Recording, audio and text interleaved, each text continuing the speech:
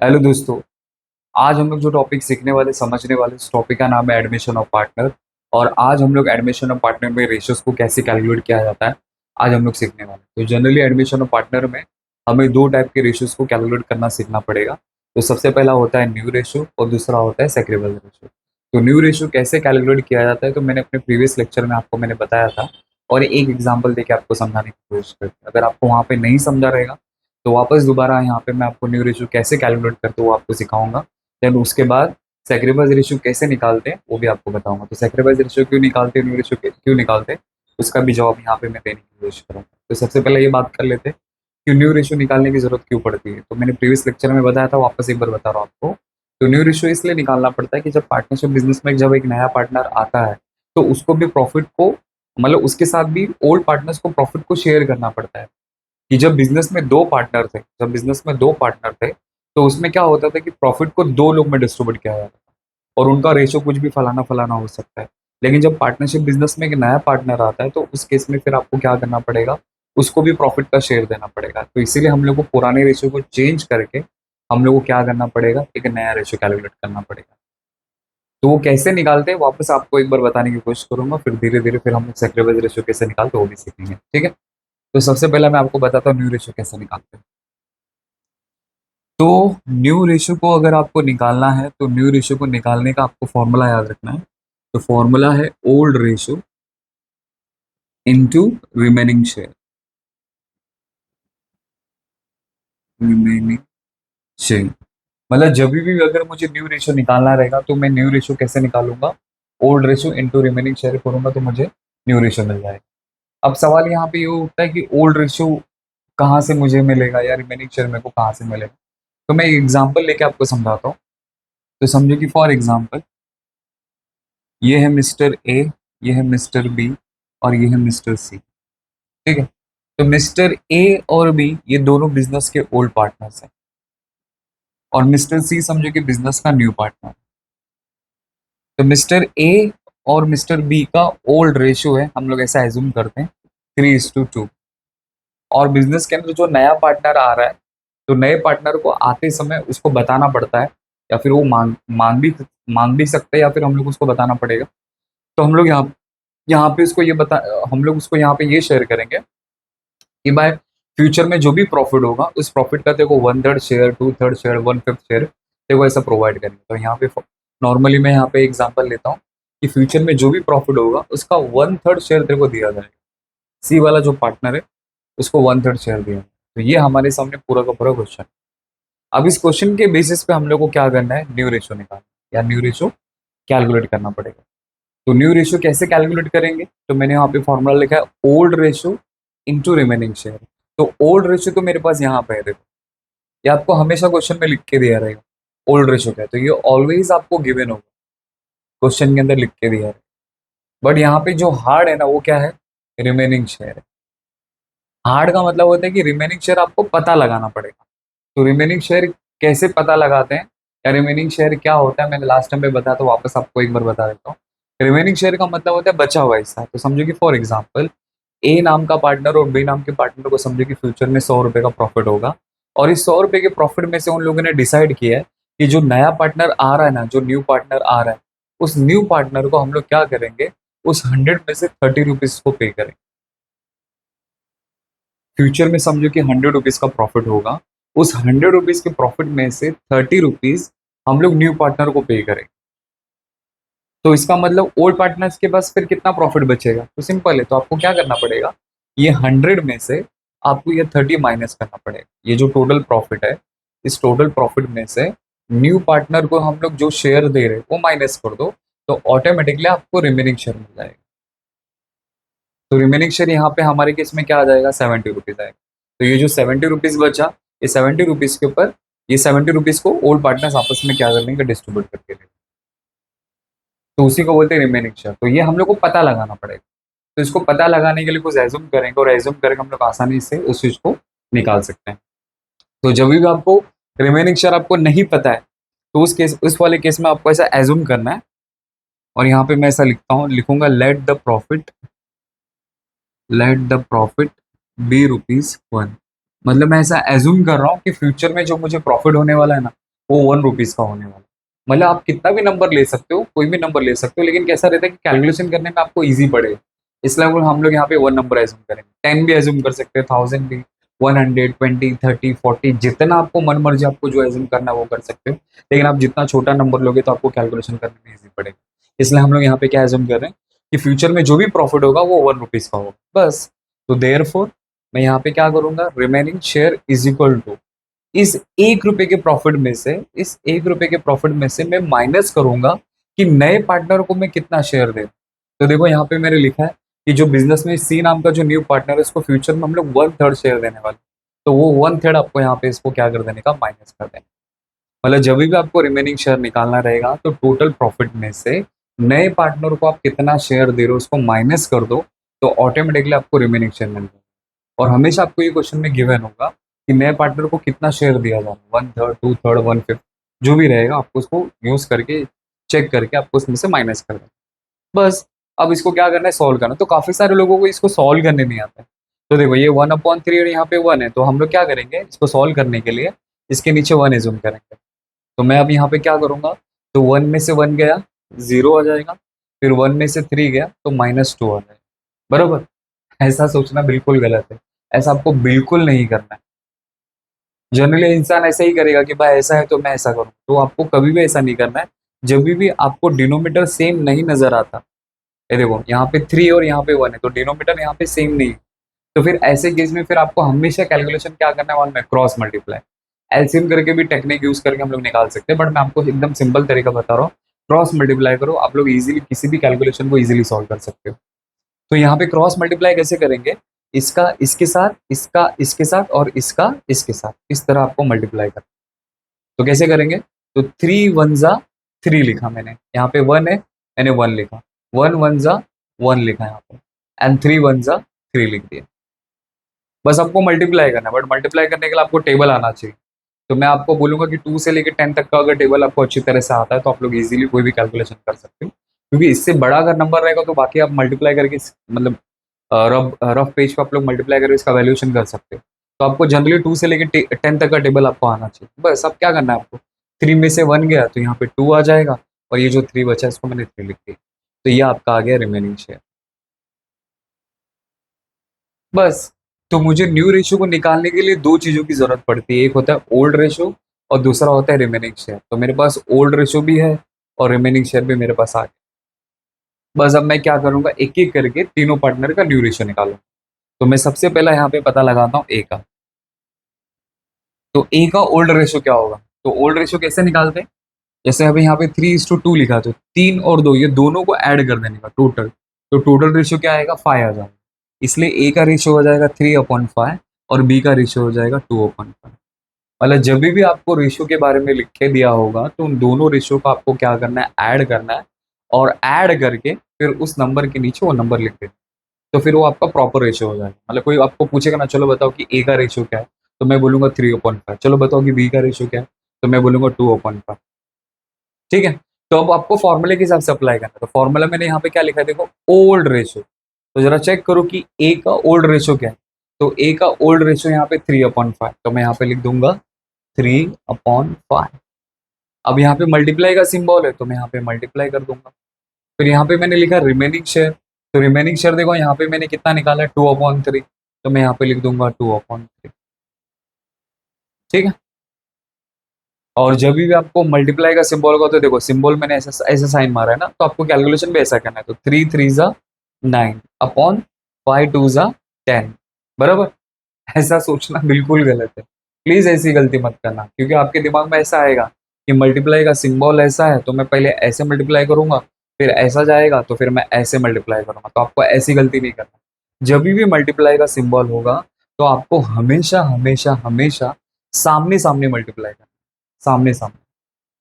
तो सामने सामने कैसे मल्टीप्लाई करेंगे, सिंपल है। तो 3 के सामने क्या है, 2 है, तो इसका मतलब 3 2 जा 6 हो जाएगा, एंड 5 3 जा 15 आ जाएगा। तो इस तरह मेरा ए का रेशियो आ गया। ठीक है। आप इसको ब्रेक डाउन मत करना, ब्रेक डाउन एकदम एंड में करेंगे, क्योंकि जितना आप एंड में ब्रेक डाउन करोगे ना तो आपको कैलकुलेशन करने में थोड़ा इजी पड़ेगा, नहीं तो पहले ही बहुत ज्यादा मेहनत हो जाएगा आपसे ऐसे। अब उसी तरह हम लोग क्या करेंगे, बी का कैलकुलेट करेंगे। अब बी के केस में चेक करो, फॉर्मूला आपको वही फॉलो करना है, न्यू रेशियो मुझे निकालना है तो फॉर्मूला है old ratio into remaining share. तो मुझे भी क्या चाहिए, ओल्ड रेशियो चाहिए, बट ओल्ड रेशियो किसका चाहिए, बी का चाहिए, क्योंकि मैं भी बी का वैल्यूएशन कर रहा हूँ। तो बी का ओल्ड रेशियो देखो यहाँ पे क्या लिख के दिए 2/5, तो मैं यहाँ पे लिख दूंगा 2/5। यहाँ पे मल्टीप्लाई, तो मैंने यहाँ पे मल्टीप्लाई लिख दी, ये फॉर्मूले में मल्टीप्लाई, इसलिए मैंने यहाँ पे मल्टीप्लाई लिख दिया। अब मुझे क्या चाहिए, रिमेनिंग शेयर चाहिए। तो रिमेनिंग शेयर देखो यहाँ पे क्या है 2/3, तो मैं यहाँ पे लिख दूंगा 2/3। बस अब वापस आपको मैंने जो बोला था वही आपको फॉलो करना है, मल्टीप्लाई का सिंबल होगा तो ऐसा मल्टीप्लाई बिल्कुल नहीं करना, आपको हमेशा सामने सामने मल्टीप्लाई करना। इसलिए 2 2 ज़ा 4 हो जाएगा एंड 5 3 ज़ा 15 हो जाएगा। तो इस तरह हमारा बी का भी रेशियो आ गया। अब उसी के बेसिस पे हम लोग क्या करेंगे, सी का रेशियो निकाल लेते हैं। अब देखो तो सी का रेशियो कैसे निकालेंगे, तो आपको ये फॉर्मूला भी फॉलो करने की जरूरत है। अब देखो सी को कितना हिस्सा देने वाले वो देख लेते हैं। तो 1/3, ठीक है, इनटू रिमेनिंग शेयर। तो मेरा रिमेनिंग शेयर यहाँ पे क्या है 2/3। अब मैं मल्टीप्लाई कर दूंगा, तो 1 को 2 से मल्टीप्लाई करूंगा तो 2 आ जाएगा, और 3 को 3 से मल्टीप्लाई कर दूंगा तो 9 आ जाएगा। बराबर, ऐसा सोचना बिल्कुल गलत है, यहाँ पे भी आपको ऐसा नहीं करना है। क्यों नहीं करना है, क्योंकि रिमेनिंग शेयर के ऊपर राइट सिर्फ और सिर्फ ओल्ड पार्टनर का होता है, न्यू पार्टनर का नहीं होता है। जैसे मैंने आपको यहाँ पे एग्जांपल दिया था कि समझो कि अगर बिजनेस में टोटल प्रॉफिट होता है 100 रुपीज़ का, और उस 100 रुपीज़ के प्रॉफिट में से नए पार्टनर को अगर 30 रुपीज़ पे करेंगे तो बचेगा कितना 70 रुपीज़। तो जो 70 रुपीज़ बचा वही रिमेनिंग शेयर हुआ। तो ये जो 70 रुपीज़ है इसके ऊपर राइट किसका होगा, ऑफकोर्स ओल्ड पार्टनर्स का होगा, क्योंकि 70 को ओल्ड पार्टनर्स आपस में अपना डिस्ट्रीब्यूट करके देंगे। इसलिए जब भी आप लोग फॉर्मूला अप्लाई करते हो तो रिमेनिंग शेयर आपको सिर्फ और सिर्फ ओल्ड पार्टनर में यूटिलाइज करना है, ना कि न्यू पार्टनर के अंदर। तो फिर इसको सॉल्व कैसे करें, जब यहाँ पे अगर इसका यूटिलाइजेशन नहीं होने वाला है तो इसको सॉल्व कैसे करें। तो सॉल्व करने का भी तरीका मैं आपको बताता हूँ। तो क्या करना है, तो देखो अभी ए का अगर आप लोग रेशियो देखेंगे तो 6/15 है, बी का रेशियो देखेंगे तो 4/15 है, ठीक है। अब इसमें अगर ध्यान से देखेंगे तो आपको कौन सी चीज आपको कॉमन नजर आ रही है, ए और बी के पार्टनर के केस में अगर आप लोग देखोगे तो आपको कौन सी चीज कॉमन नजर आ रही है। तो यहाँ पे देखो, यहाँ पे 15 और 15 कॉमन आपको नजर आ रहा है, इसका मतलब दोनों सेम सेम। मतलब अगर कभी भी डिनोमिनेटर अगर सेम सेम होगा तो आप लोग बोल सकते हैं कि वो रेशियो एकदम प्रॉपर फॉर्म में है, एकदम एक्यूरेट रेशियो है वो। तो इसको भी आपको एक्यूरेट करना पड़ेगा, प्रॉपर फॉर्म में आपको करना पड़ेगा। तो कैसे करेंगे, तो यहाँ पे देखो 15 है, यहाँ पे भी 15 है, तो यहाँ पे भी इसको अगर मैं 15 कर दूंगा तो ये तीनों रेशियो सेम सेम हो जाएगा। तो 15 करने के लिए फिर आपको 3 का टेबल आना चाहिए। तो 3 का टेबल में कितनी बार रीड करूँ कि 15 आएगा, तो मैं 3 का टेबल 5 टाइम रीड करूंगा तो 15 आएगा। 3 1 ज़ा 3, 3 2 ज़ा 6, 3 3 ज़ा 9, 3 4 ज़ा 12, 3 5 ज़ा 15। तो 5 का जो प्रसाद है वो आपको नीचे भी मल्टीप्लाई करना है और आपको ऊपर भी करना है। ये गलती बिल्कुल मत करना कि नीचे दिए और ऊपर नहीं करेंगे, ये तो दोनों बुरा मान, मतलब ऊपर वाला बुरा मान जाएगा। तो आपको दोनों तरफ सेम नंबर से मल्टीप्लाई करना। बस अब आप लोग क्या करोगे, मल्टीप्लाई करोगे, तो 1 5 ज़ा 5 हो जाएगा एंड 3 5 ज़ा 15। बस अब देखो इसका भी डिनोमिनेटर सेम हो गया 15 15, जिसका लिए ये रेशियो प्रॉपर फॉर्म में आ गया। बस अब हम लोग ऑटोमेटिकली हमारा न्यू रेशियो आ गया। तो न्यू रेशियो को निकालने के लिए आप लोग ऐसा भी लिख सकते हो, जैसा वैसे का वैसा, या फिर आप लोग सिर्फ ऊपर की चीज को लिखो। तो 6:4:5, ये आपका आ गया न्यू रेशियो। तो मैंने क्या किया, आपको सिर्फ ऊपर वाला हिस्सा लिखना है 6 4 और 5, क्योंकि तीनों को ऐड करेंगे तो एंड में वो 15 ही होने वाला है। तो आप 6/15 करके भी लिख सकते हो, 4/15 भी लिख सकते हो, 5/15 भी लिख सकते हो, लेकिन आपको हमेशा वन नंबर में आपको क्या करना, अपने रेशियो को शो करना। मतलब नीचे वाला लिखेंगे तो भी चलेगा, बट आप लोग ट्राई करो ऊपर वाला हमेशा होना चाहिए। तो रेशियो आ जाएगा 6:4:5। अब ये जो रेशियो आया है, अब ये तीनों जो नंबर यहाँ पे आया है, ये तीनों नंबर आपको चेक करना है कि इसको और ब्रेक डाउन कर सकते हैं, या फिर ये तीनों नंबर किसी के टेबल से डिवाइड हो सकता है कि नहीं हो सकता है, वो आपको चेकआउट करना पड़ेगा। तो क्या 6 के टेबल में 6 आता है, हाँ आता है, लेकिन 6 के टेबल में ना ही 4 आता है और ना ही 5 आता है, इसलिए फिर ये ब्रेक डाउन नहीं हो सकता। अगर मैं 4 के बारे में सोचूं, सेकंड नंबर जो 4 है, तो 4 के टेबल में 4 तो आता है, लेकिन 4 के टेबल में 6 नहीं आता है, और 4 के टेबल में 5 भी नहीं आता है, तो फिर ये भी ब्रेक डाउन नहीं हो सकता। फिर 5 के केस में अगर मैं सोचूं तो 5 के टेबल में 5 तो आता है, लेकिन 5 के टेबल में 6 और 4 नहीं आता है। तो आपको जब भी ब्रेक डाउन करना होगा तो वो तीनों नंबर सेम नंबर से जानी चाहिए, सेम नंबर। जैसे लास्ट लेक्चर में मैंने बताया था, वापस आपको एक बार बताता हूँ।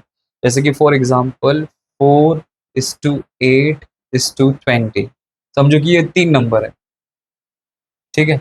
अब समझो कि आपका न्यू रेशियो समझो ये फॉर्म में आया, ये नंबर में आया।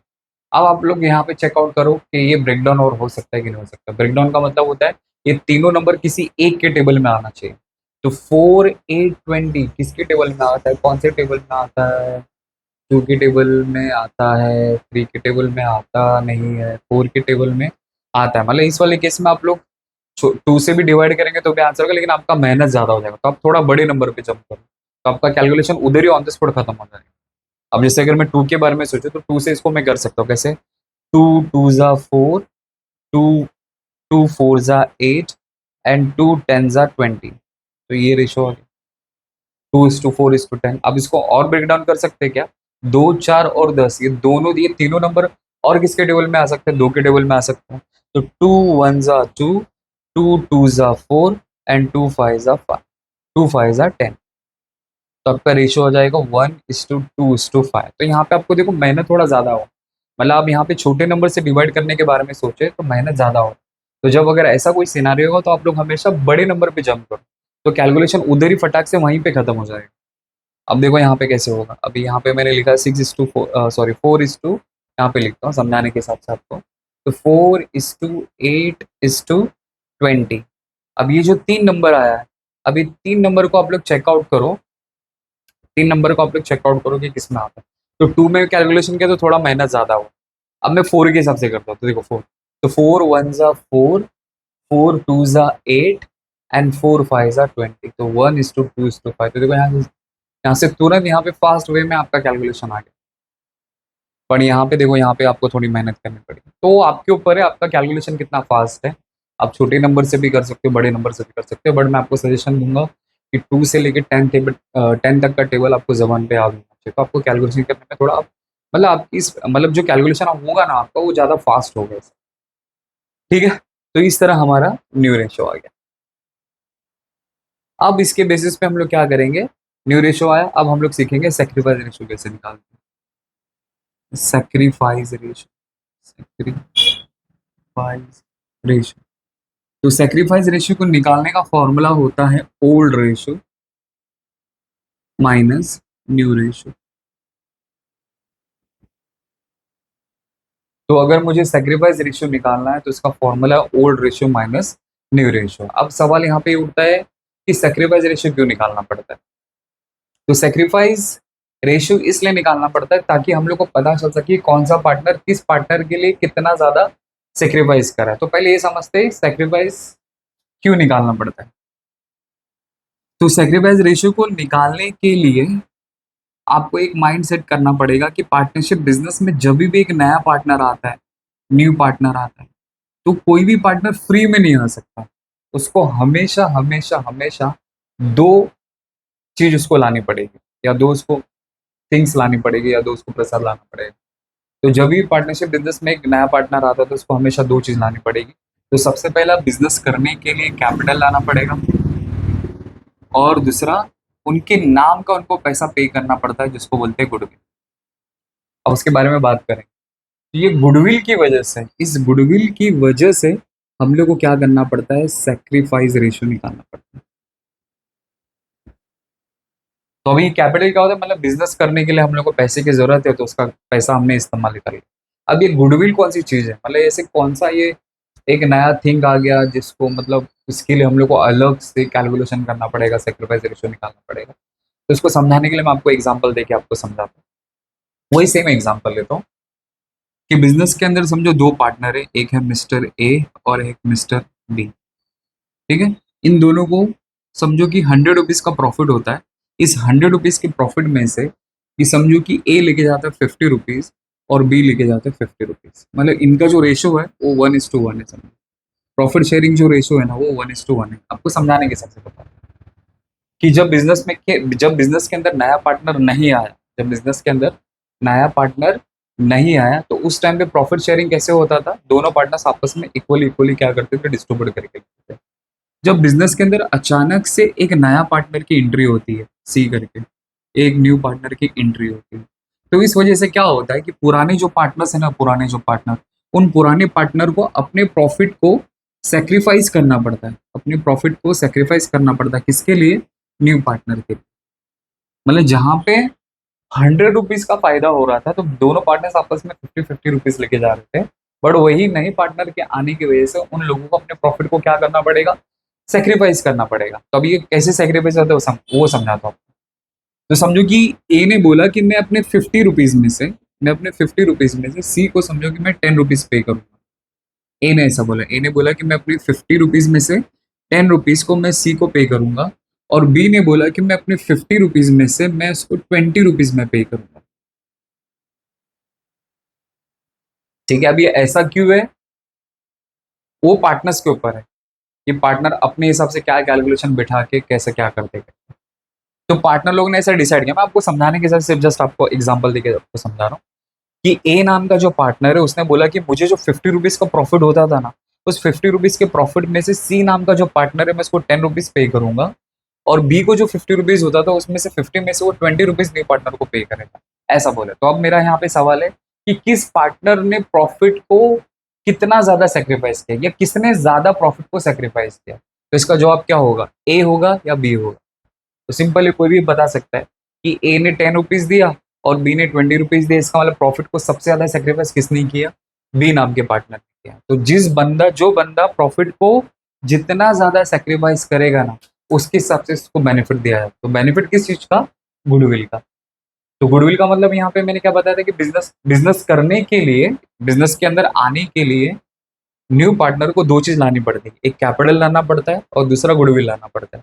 तो कैपिटल वाला जो पैसा रहेगा वो बिजनेस में रहेगा, और गुडविल का मतलब होता है उसके नाम का पैसा उसको पे करना पड़ता है, नाम का। तो समझो कि फॉर एग्जाम्पल कि नाम का पैसा उसने लाया 50,000 रुपीज। अब जनरली फिर अगर मैं बोलूँ 50,000 रुपीज उनके नाम का पैसा लाया, तो इंसान क्या सोचेगा कि ए और बी को जो गुडविल का जो शेयर है वो दोनों में इक्वली डिस्ट्रीब्यूट होना चाहिए। यहाँ पे इसको 25 मिलना चाहिए और यहाँ पे इसको 25 मिलना चाहिए। लेकिन यहाँ पे क्या हो रहा है, यहाँ पे आपको ये इस बात का ख्याल रखना है कि नए पार्टनर के लिए कौन सबसे ज्यादा प्रॉफिट को सेक्रीफाइस कर रहा है। तो जो बंदा प्रॉफिट को जितना ज्यादा सेक्रीफाइस करेगा वो बंदा गुडविल का उतना ज्यादा प्रसाद लेके जाएगा, और जो बंदा कम सेक्रीफाइस करेगा उसको कम प्रसाद मिलेगा। तो इसीलिए हम लोग को क्या करना पड़ता है? गुडविल निकालना पड़ता है। अब तुम लोग के सवाल में आता रहेगा कि नए पार्टनर को गुडविल लाने की क्या जरूरत है, मतलब उसके नाम का पैसा लाने की क्या जरूरत है? तो आप लोग ऐसा समझो कि गुडविल जो ला रहा है ना, वो एज अ प्रॉफिट का कंपनसेशन पे कर रहा है पार्टनर को। समझो कि भाई मेरी वजह से, आने की वजह से तुम लोग अपने प्रॉफिट को ये कर रहे हो, सेक्रीफाइस कर रहे हो, तो चलो ठीक है, मेरा भी मतलब मैं अपनी तरफ से आपके लिए क्या कर सकता हूँ। तो फिर वो क्या करता है, उनके नाम का पैसा लेके आता है। फिर उसको मार्केट में अपना नाम बनाने की जरूरत नहीं। ऑलरेडी मार्केट में दोनों का नाम इतना ज्यादा फेमस है, इतना ज्यादा फेमस है, इतना ज्यादा फेमस है कि लोग उनके नाम से उसके प्रोडक्ट को परचेस करते हैं। तो फिर इसका मतलब सी नाम के पार्टनर को अपना नाम बनाने की जरूरत ही नहीं है। इसलिए आप लोग याद रखो कि जब भी एक पार्टनरशिप बिजनेस के अंदर एक नया पार्टनर आता है तो उसको हमेशा दो चीज लानी पड़ती है, एक कैपिटल लाना पड़ता है और दूसरा गुडविल लाना पड़ता है। जो कैपिटल का पैसा रहेगा वो बिजनेस के अंदर रहेगा, और जो गुडविल का पैसा रहेगा वो ओल्ड पार्टनर्स आपस में डिस्ट्रीब्यूट करके लेंगे उनके सेक्रीफाइस रेशियो के हिसाब से। और सेक्रीफाइस कैसे होगा? जो बंदा प्रॉफिट को जितना ज्यादा सेक्रीफाइस करेगा उसको उतना ज्यादा क्या मिलेगा? गुडविल का प्रसाद मिलेगा, और जो कम करेगा उसको कम मिलेगा। बस एक सिंपल सा आप लोग याद रखें। ठीक है, तो बस तो मैं वही टू बी कंटिन्यू करके मैं आपको समझाता हूँ। आप लोग फॉर्मूला याद रखो, सेक्रीफाइस रेशियो अगर मुझे निकालना है तो इसका फॉर्मूला है old ratio minus new ratio. ठीक है, तो मैंने सेम वहां पे वही डेटा ले रहा हूँ। तो मेरे पास देखो ओल्ड रेशियो, तो पहले सबसे पहला ए का सेक्रीफाइस रेशियो निकाल। तो ए का ओल्ड रेशियो चाहिए, ओल्ड। तो देखो ए का ओल्ड रेशियो क्या है यहाँ पे 3/5। तो मैं यहाँ पे लिख दूंगा 3/5। वहां पे माइनस है तो मैं यहाँ पे माइनस लिखूंगा। अब देखो यहाँ पे मैंने क्या लिखा फॉर्मूले में, न्यू रेशियो। तो जरा चेक करूं कि ए का न्यू रेशियो क्या है। तो देखो मैंने यहाँ पे निकाला, न्यू रेशियो निकाला 6/15। वो यहाँ पे लिख दूंगा 6/15। ठीक है, फिर मैंने आपको बोला है कि जब भी डिनोमिनेटर अगर सेम सेम नहीं होगा तो आपको हमेशा क्या करना है? क्रॉस मल्टीप्लाई करना। तो क्रॉस मल्टीप्लाई करके आप लोग कोई भी बड़े से बड़ा कैलकुलेशन कर सकते हो। तो इसका इसके साथ, इसका इसके साथ और इसका इसके साथ। तो 15 3 जा 45। यहाँ पे माइनस है, माइनस लिखा। 5 6 जा 30 लिख दिया, 30। एंड 5 5 जा 70। अब इसको सॉल्व करते हो तो 15 45 में से 30 गया तो 15/75। अब ये दोनों नंबर एक टेबल में जाते हैं, लेकिन आपको हमेशा याद रखना है कि उस ऑन द स्पॉट उस टाइम पे आपको ब्रेक डाउन नहीं करना है, एकदम एंड में आपको ब्रेक डाउन करना है, तब जाके आपको कैलकुलेशन थोड़ा करने में इजी पड़ेगा। ये हो गया ए का सेक्रीफाइस रेशियो। अब आता है बी का। अब बी का फॉर्मूला वही आपको फॉलो करना है, सेक्रीफाइस रेशियो अगर आपको निकालना है तो ओल्ड रेशियो में से आपको क्या करना है, न्यू रेशियो माइनस करना है। तो बी का ओल्ड रेशियो क्या है, तो देखो यहाँ पे बी का आपको ओल्ड रेशियो नजर आता रहेगा 2/5, तो मैं यहाँ पे लिख दूंगा 2/5। यहाँ पे माइनस है, मैं यहाँ पे माइनस लिख दूंगा। न्यू रेशियो, तो देखो बी का न्यू रेशियो क्या है, तो यहाँ पे अगर आप लोग देखेंगे तो बी का न्यू रेशियो है 4/15, तो मैं यहाँ पे लिख दूंगा 4/15। बस अब क्या करेंगे, क्रॉस मल्टीप्लाई, तो इसका इसके साथ, इसका इसके साथ और इसका इसके साथ, तो 15 टू ज़ा, तो 15 टू ज़ा कितना आएगा, 30 है। यहाँ पे माइनस है, तो मैं यहाँ पे माइनस लिखूंगा। 5 4 ज़ा, तो 5 4 ज़ा कितना होता है, 20, तो मैं यहाँ पे 20 लिखूंगा। फिर क्या करना है, इसका इसके साथ, तो 15 5 ज़ा 70। अब 30 में से 20 को आपको माइनस करना है, तो कितना आ जाएगा, 10 आ जाएगा, और यहाँ पे 70 पे। ठीक है। अब उसी तरह हम लोग सी का सेक्रीफाइस रेशियो निकालेंगे, तो सी का सेक्रीफाइस रेशियो यहाँ पे आ ही नहीं सकता है। क्यों नहीं आ सकता है, क्योंकि नया पार्टनर कुछ भी सेक्रीफाइस नहीं करता। सेक्रीफाइस कौन करता है, ओल्ड पार्टनर्स करते हैं। ओल्ड पार्टनर्स क्या सेक्रीफाइस करते हैं, प्रॉफिट को सेक्रीफाइस करते हैं न्यू पार्टनर के लिए।